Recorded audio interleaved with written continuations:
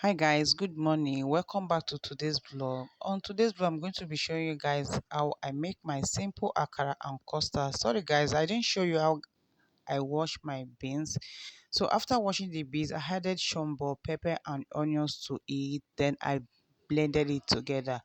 So after blending it, I mixed it very well so that it will be stick together so that it will not get scattered inside the oil. As you can see, I've started frying my akara. So I added some onions to the oil, then I started frying my akara till it turns golden brown. As you can see, the akara is ready. I'm going to repeat the same process till I'm done with it.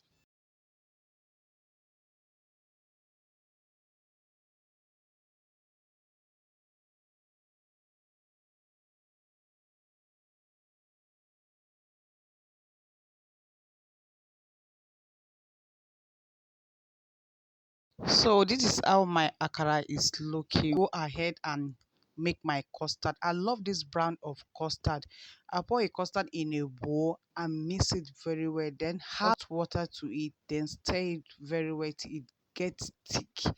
Yeah guys, you can see how my custard is looking. I love this custard so much. So guys, that is all for today. So if you like this video, please subscribe, like, share and comment. I will see you guys on my next video. Bye.